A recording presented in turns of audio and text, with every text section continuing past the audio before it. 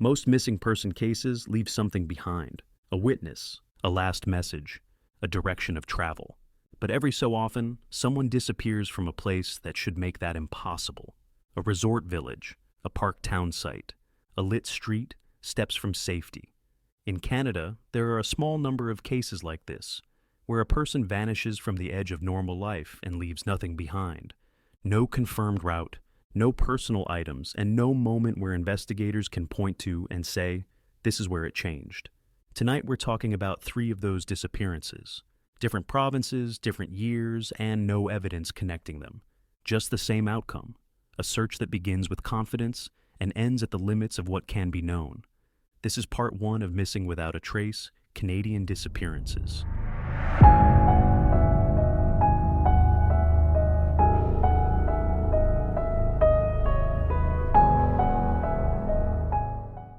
Ben McDonald was 22 years old when he disappeared in January of 2017 in Waterton Lakes National Park, Alberta. He was visiting the park during the off-season, a time when the town site is quiet, services are limited, and winter conditions dominate the landscape. Waterton is often described as picturesque and contained, but it sits directly against steep terrain, open water, and fast-changing weather. Like many mountain parks, it transitions from walkable streets to wilderness in a matter of minutes. On the night he went missing, Ben spent time at a local bar in the Waterton town site. Witnesses later confirmed that he left on foot, alone, intending to return to where he was staying. There was nothing outwardly alarming about that decision. The distance was short, the route was familiar to visitors, but it was January and temperatures were cold. Snow and ice covered the ground, and visibility dropped quickly once you moved away from lit areas. Ben never arrived. When he didn't return, concern escalated quickly. Parks Canada and local authorities were notified, and a search effort began almost immediately. What made the situation urgent wasn't just the disappearance itself, but the environment. Winter exposure compresses timelines. A missed hour can matter. A missed night can be critical. Searchers focused first on the town site and the most direct walking routes. From there, they expanded outward into surrounding terrain: trails, shorelines, and wooded areas near the town. Ground teams searched on foot. Dogs were deployed. Helicopters scanned areas that could be reached safely. The assumption was straightforward: if Ben had fallen, slipped, or wandered off course, there would be some indication of where that happened. But Waterton in winter complicates every step. Snow covers tracks quickly. Wind off the lake reshapes the surface overnight. Trails disappear under drifts. Steep drop-offs and uneven ground sit just beyond cleared paths. Even with organized effort, the search environment was unstable, constantly changing in ways that erased information rather than preserving it. Despite extensive searching, no clear trace of Ben was found, no confirmed route of travel, no personal items recovered that could anchor the investigation. As days passed, the search expanded and then narrowed, not because possibilities were exhausted, but because the land stopped producing anything new. Parks Canada and police did not release a public theory. There was no indication of foul play, but none was ruled out either. Like so many winter wilderness disappearances, the investigation reached a point where effort could no longer overcome absence. For Ben's family, that absence became permanent uncertainty. They spoke publicly. They asked for information. They returned to Waterton, retracing what little was known. But winter had already done its work. Time layered over the same unanswered questions. What makes Ben McDonald's disappearance especially unsettling is how ordinary it began. A short walk, a quiet town, a national park designed for visitors. The danger wasn't hidden deep in the backcountry. It existed in the space between buildings and trees, between cleared sidewalks and snow-covered ground. Ben didn't disappear while taking a risk. He disappeared while doing something routine. Ryan Shtuka was 20 years old when he disappeared in February of 2018. He had traveled from Alberta to Sun Peaks, British Columbia, to work the ski season and spend time with friends in a mountain resort town he already knew. Ryan was social, athletic, and dependable. He showed up when he was expected to. There was no indication he was trying to leave his life behind, no estrangement from family, no reported personal crisis. By every account available publicly, Ryan's presence in Sun Peaks was routine, seasonal work, familiar faces, and a planned return home. Sun Peaks itself plays a critical role in understanding what followed. It's often described as a village, but that description can be misleading. Roads, homes, ski runs, service paths, and forest sit tightly compressed together. At night, especially in winter, those boundaries blur. Snowbanks narrow roads, side paths disappear. Lighting drops off quickly once you move away from the central core. Forest edges begin just steps from houses and driveways. It looks contained on a map. On the ground, particularly after dark, it isn't. On the night of February 16th into the early morning hours of February 17th, Ryan spent time with friends before attending a house party on Burfield Drive. Around 2 a.m., he was seen putting on his coat and shoes. Friends who had already begun the walk home assumed he was right behind them.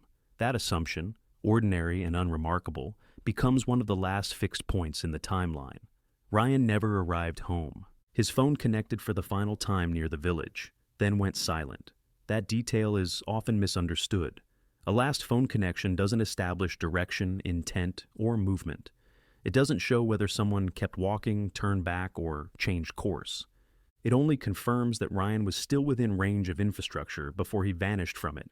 After that moment, there are no confirmed sightings, no calls, no messages, no digital activity that narrows what happened next.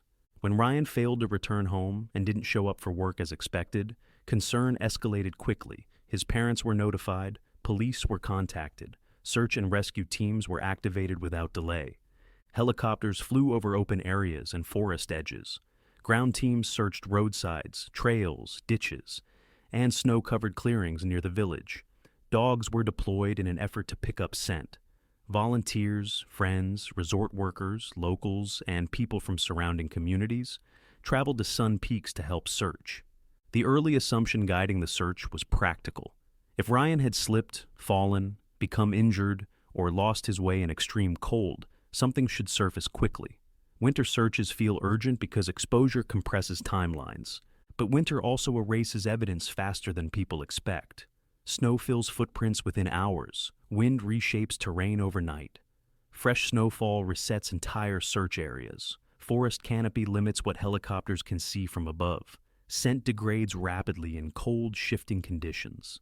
Searchers weren't working through one continuous open landscape. They were dealing with fractured space, pockets of visibility separated by trees, slopes, snowbanks, and unlit areas. The same ground could be searched repeatedly without producing anything new. Over time, the search expanded and contracted, covering accessible areas while acknowledging zones that could not be meaningfully cleared. The RCMP have said publicly that there is no evidence to suggest foul play, but they have also been clear that it has not been ruled out. They have stated that the investigation remains active and that tips continue to be reviewed years later. What police have not released is a theory. There is no confirmed route of travel, no recovered clothing or belongings, no physical evidence that points toward one explanation over another. The silence isn't strategic. It reflects the absence of information. As days turned into weeks and weeks into months, the active search scaled back. Not because investigators stopped caring, and not because the case was closed, but because the terrain stopped producing new information. No matter how much effort was applied, the land was no longer giving answers. What remained was not a conclusion, but a boundary, the point where investigation meets geography and cannot move forward. For Ryan's family, that boundary was not the end of the story. It marked the beginning of a different kind of work. His parents, Heather and Scott, remained in regular contact with police. They maintained public awareness. They returned to Sun Peaks repeatedly over the years. They were also clear about what they would not do. They consistently rejected speculation and discouraged theories. Advocacy, for them, wasn't about guessing what happened. It was about keeping Ryan present in a system where time naturally pushes unresolved cases toward quiet. The community responded in ways that extended well beyond the initial search. Volunteers helped in the early days, then stayed connected as years passed. People who never met Ryan learned his name, not because they knew how the story ended, but because they understood it hadn't. Awareness didn't bring answers, but it prevented disappearance from becoming erasure. Years later, the facts remain unchanged. The information available in February 2018 is largely the same information available today.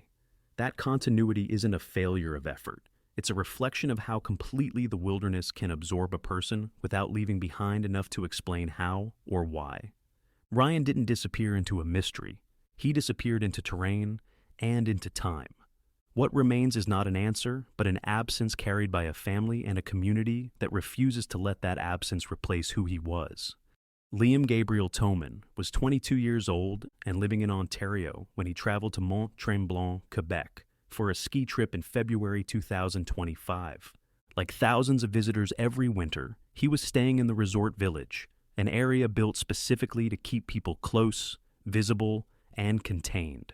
Restaurants, bars, pedestrian walkways, accommodations, everything designed so visitors don't need to travel far, especially late at night. On the night Liam disappeared, he had been out with friends. In the early morning hours, after the group separated, Liam was last seen walking back toward where he was staying. It was not a remote route. It was a short, familiar walk through an area regularly traveled by tourists, staff, and late-night foot traffic. Security cameras captured parts of his movement.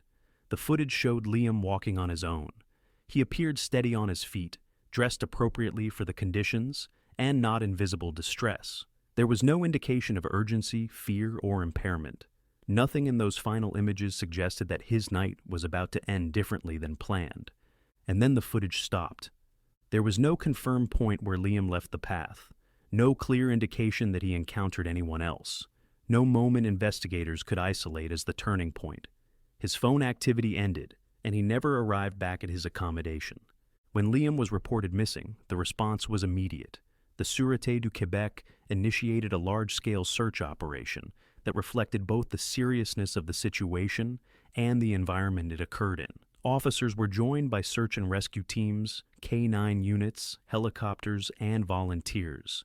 The search focused first on the resort village itself, then expanded outward to nearby roads, wooded areas, and terrain surrounding the pedestrian zones. Despite the rapid response, the investigation ran into the same problem faced in similar cases: a lack of anchors. There were no recovered personal items to establish direction of travel, no confirmed sightings after the camera footage ended, no physical evidence that could narrow the search area with certainty. Liam's family traveled to Quebec as the search continued. They spoke publicly and asked anyone who had been in Mont-Tremblant that weekend to look back, not just for dramatic moments, but for ordinary ones. A passing memory, a photo in the background, a detail that might seem insignificant on its own. As days passed, the search shifted from urgent rescue to sustained investigation. Authorities continued to follow up on tips, review footage, and reassess areas already searched, but the fundamental problem remained unchanged. Liam's disappearance left behind very little to work with. The investigation remains open. What makes Liam's case especially difficult is not just that he vanished, it's where he vanished from. Not deep wilderness, not an isolated highway, but a resort village designed to reduce risk, increase visibility, and keep people close to help. Like the other cases in this episode, Liam disappeared at the edge, between public space and obscured terrain, between certainty and silence. And once that edge was crossed, the trail ended.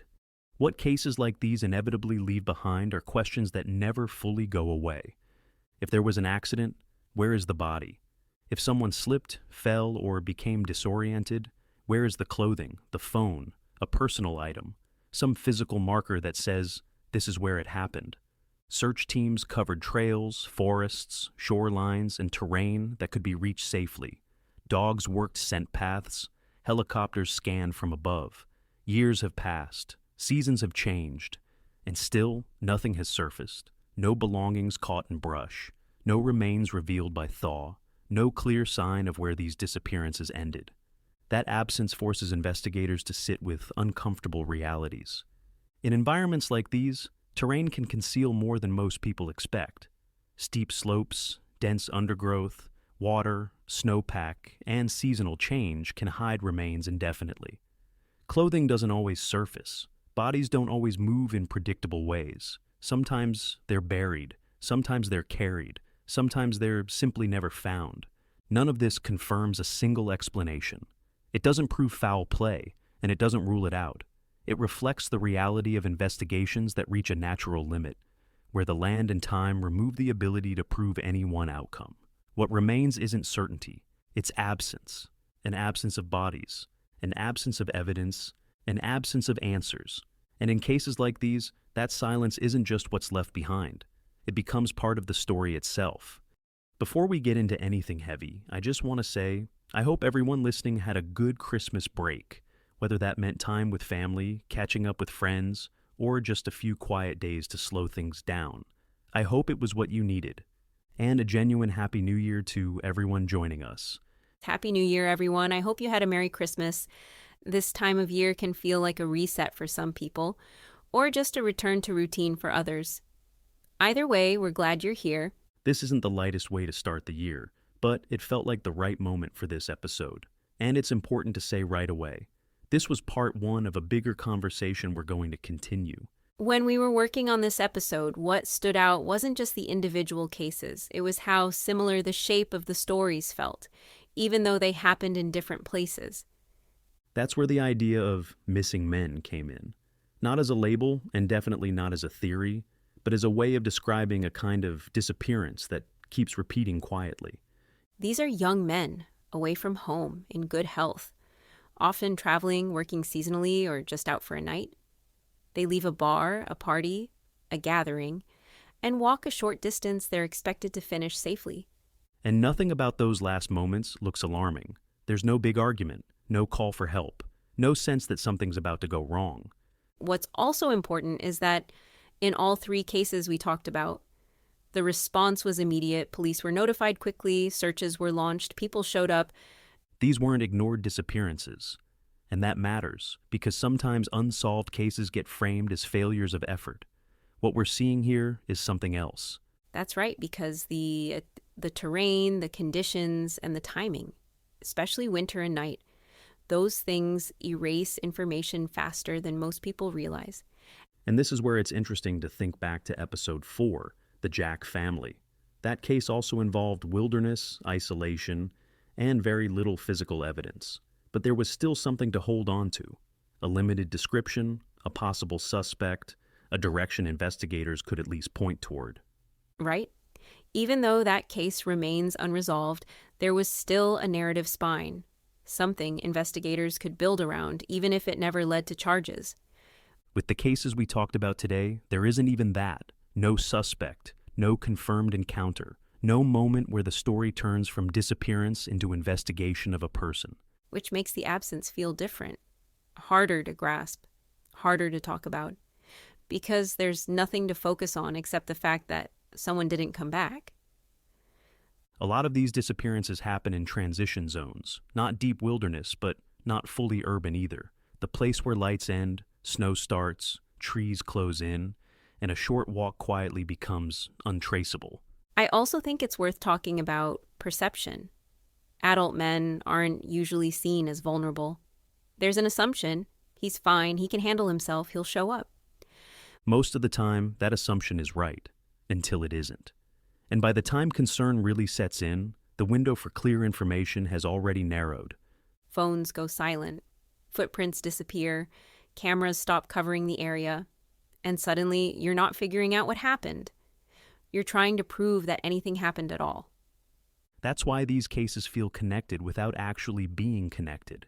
There's no evidence tying them together, no shared person, no shared explanation. Just the same conditions producing the same outcome. And that's something we want to be careful about. Patterns don't automatically mean something sinister. Sometimes patterns just show us where risk concentrates. Exactly. Recognizing similarities helps us understand vulnerability. It doesn't mean there's a hidden hand or a single answer waiting to be uncovered. This is only part 1. This episode focused on winter, on resort towns, on places that feel navigable and safe until they aren't. Part 2 is going to widen that lens. Different settings, different circumstances. Same underlying question. How does someone disappear without leaving enough behind to explain why? And before we wrap up, if you're listening on YouTube, make sure you follow, like, and subscribe to the channel. And if you truly appreciate the podcast, leaving a review on Apple Podcasts makes a huge difference for us and helps others find the show. See you next Monday for part 2 of Missing Without a Trace. Until then, take care of each other.